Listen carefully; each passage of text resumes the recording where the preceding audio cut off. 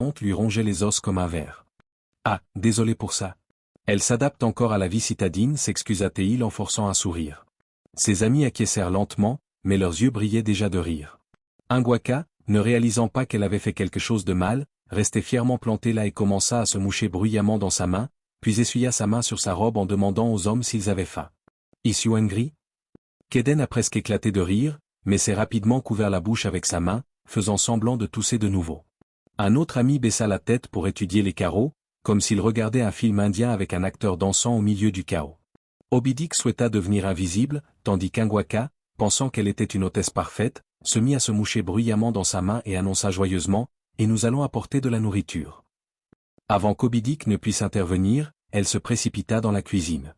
Ses amis essayèrent de ne pas rire alors qu'il lançait maladroitement une conversation sur la politique et l'économie pour les distraire du désastre qui se déroulait. Cependant, juste au moment où il tentait de former une phrase cohérente, un aboiement furieux éclata de la cuisine. Obidik se précipita à l'intérieur, suivi de ses amis, pour découvrir Ingwaka tenant le chien de leur voisin dans une main, prête à le jeter dans une casserole d'eau bouillante. « Pose ce chien tout de suite !» cria-t-il, sa voix montant dans un cri de panique alors que ses amis éclataient de rire, se tenant les côtes comme s'il assistait à un spectacle comique. « Mon mari veut que je fasse de la soupe pépère avec de la viande de chien, en balayant des chèvres !» s'exclama Ingwaka, tenant le chien en l'air.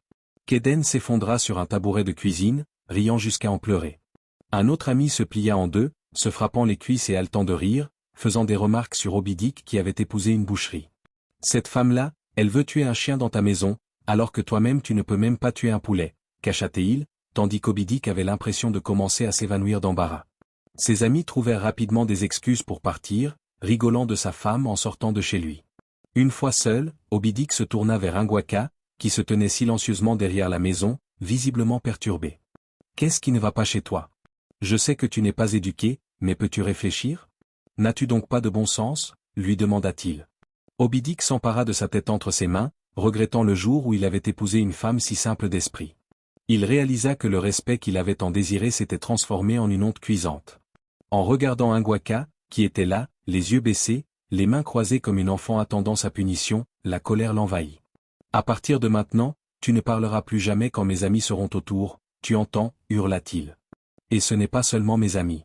Partout où nous irons, église, marché, mariage, enterrement, même si tu achètes de l'eau pure, tu ne diras pas un mot. » Il la pointait du doigt avec colère, tandis qu'elle essayait de s'excuser, mais il lui cria dessus, « Quel genre d'excuse est ceci avec ton anglais qui semble supporté par la vie ? Veux-tu ajouter à ma colère ?» Ingwaka se mit à pleurer alors qu'il s'éloignait, indifférent à la douleur que ses mots infligeaient. Obidik devint un homme complètement différent. Chaque action de sa femme commença à l'irriter, son obéissance silencieuse lui donnait envie de vomir. La façon dont elle mangeait, marchait, et même la manière dont elle respirait devint insupportable. Pourtant, il l'emmenait partout, comme pour montrer à quel point sa femme était belle, tandis qu'Ingwaka se tenait là comme une décoration, hochant la tête silencieusement lorsque les gens lui parlaient. Elle le suivait comme une ombre qui avait appris à obéir par expérience dure, réduisant son discours à de simples hochements de tête et de légers sourires. Malgré le mauvais traitement, elle traitait Obidik avec amour et respect, croyant qu'un jour, il s'adoucirait peut-être. Elle redoubla d'efforts, préparant de meilleurs repas, repassant ses vêtements jusqu'à ce qu'ils soient talonnés assez pour couper son orgueil. Ingwaka se courbait davantage, souriait plus largement et parlait moins, sachant que son silence apportait plus de paix à leur foyer que ses mots ne l'avaient jamais fait. Mais plus elle essayait, plus Obidik s'éloignait. Un soir, il décida de l'emmener dans un restaurant populaire de la ville, un endroit rempli de musique douce et de lumière tamisée, où les gens parlaient anglais avec confiance. Il voulait se prouver qu'il pouvait encore se montrer en public avec sa femme sans humiliation. Ingwaka s'assit tranquillement devant lui, les mains sur ses genoux, les yeux baissés, hochant poliment la tête chaque fois que le serveur s'approchait. Obidik ressentit un soulagement. Pour une fois, il y avait la paix. Puis, cela arriva. Ingwaka se leva et se dirigea vers la table voisine et commença à parler au serveur. « Drink me pour you and me see me you petit it inside » répétait-elle, sa voix perçant la douce musique comme une cloche. Le serveur se figea tandis qu'Obidik ressentait son cœur s'accélérer, non pas par peur, mais par pure terreur. Les clients des tables voisines se tournèrent pour la regarder. Une femme couvrit sa bouche en se mettant à rire. D'autres chuchotèrent bruyamment tout en pointant du doigt le serveur. Ingwaka, totalement inconsciente de son faux pas, continua « Me putting you inside my ici » déclenchant une explosion de rire dans tout le restaurant. Obidik sentit son visage brûler. Chaque éclat de rire résonnait comme de la moquerie alors qu'il peinait à contenir son humiliation. Alors qu'il tentait de la faire asseoir, des regards étaient déjà rivés sur eux, et les rires atteignaient une intensité insupportable. Les yeux d'Angwaka s'écarquillèrent de terreur alors que tout le restaurant éclatait de rire. Obidik se leva si rapidement qu'il attrapa son poignet et commença à la traîner hors du restaurant. « Comment oses-tu me ridiculiser en public ?» lui dit-il en marchant d'un pas furieux alors qu'elle tentait d'expliquer, mais il était trop enragé pour écouter. Ils rentrèrent chez eux quelques instants plus tard, et Obidik emballa ses affaires pour la renvoyer au village. Il demanda le remboursement de la dot à son père, déterminé à se débarrasser de toute humiliation supplémentaire. Obidik n'était plus prêt à accepter d'autres embarras de sa femme. Sa mère essaya de le convaincre de changer d'avis, mais il demeura ferme. Il revint à Oumar, la fierté blessée mais l'ego intact, se disant qu'il avait fait le bon choix. Pour lui, la paix avait été rétablie, plus d'humiliation, plus de catastrophes publiques sous le prétexte d'une épouse.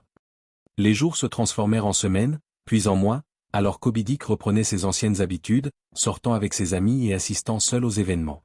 Il affirmait à tous ceux qui voulaient l'écouter que se marier avec une femme non éduquée était la pire erreur qui puisse arriver à un homme. Malheureusement pour lui, ses amis continuaient à le taquiner sans relâche. Chaque fois qu'il se retrouvait au bar, Keden se raclait la gorge et demandait comment allait le président de la soupe aux poivres de chien. Shindu en profitait pour rire et lui demander si Angwaka était maintenant en train de faire le bonheur au village. Les rires explosaient autour de la table et Obidik se forçait à esquisser un sourire sec, sirotant sa boisson tout en ayant l'impression d'avaler ses regrets. Une nuit, alors qu'il était assis chez Keden, Obidik tourna la tête vers la télévision et se figea. La pièce, qui était autrefois remplie de rires, devint immédiatement silencieuse alors que tous les regards étaient rivés sur l'écran. Là, se trouvait Angwaka, jouant aux côtés des acteurs les plus en vue dont il n'aurait même pas osé rêver. C'était un film comique et Angwaka était la star. Sa performance était époustouflante, elle n'avait pas besoin d'essayer dur pour faire rire. Elle était naturelle, et sa personnalité unique captivait tout le monde. Ses erreurs grammaticales devinrent l'apogée de ses scènes, et ses mots devinrent à la fois hilarants et mémorables. Angwaka devint une célébrité du jour au lendemain et Obidik ne pouvait pas y croire. Comment cela avait-il pu arriver ? Se demanda-t-il, perdant presque prise de son gobelet. Angwaka n'était plus cette fille timide qui n'osait pas se saluer dans un miroir, elle était maintenant une étoile que le public désirait ardemment dans ses films. Obidik était abasourdi, ses jambes semblaient clouées au sol, tandis qu'il luttait pour comprendre comment cette transformation était même possible. Il découvrit que le jour où il l'avait tiré du restaurant était le moment où sa vie avait complètement changé. Ce jour-là, Angwaka avait pris la parole parce qu'elle sentait qu'un serveur truquait la boisson d'un homme. Bien qu'elle ait d'abord essayé de rester calme, sa conscience ne lui permettait pas d'ignorer les mauvais agissements. Ce producteur de films notoire, qui assista à la scène, aperçut en elle un potentiel remarquable. Il avait suivi son parcours en silence et lui proposa une chance.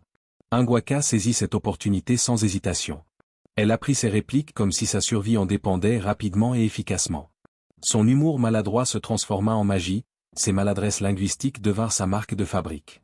Le Nigeria tomba amoureux d'elle alors qu'Obidik se retrouvait accablé par ses remords, se plaidant qu'il n'aurait jamais dû la sous-estimer. Pour la première fois de sa vie, Obidik comprit que la pensée n'était pas déterminée par la grammaire ou les diplômes, et que l'humilité l'emportait sur la fierté. Il réalisa que faire taire, rabaisser et contrôler une autre personne ne produisait pas la paix, mais laissait plutôt un goût amer de regret. Le parcours d'Angwaka illustre comment la bienveillance, le courage et l'authenticité peuvent ouvrir des portes que le simple niveau d'éducation ne peut offrir. Surtout, la leçon était claire, il ne faut jamais regarder de haut quelqu'un, ne jamais confondre le silence avec la stupidité, et ne jamais juger la valeur d'une personne par sa manière de parler, car la vie a une façon unique d'élever ceux que l'on tente de rejeter. Si cette histoire t'a captivé, n'oublie pas de t'abonner, laisser un j'aime et nous dire en commentaire depuis quel pays vous regardez la vidéo.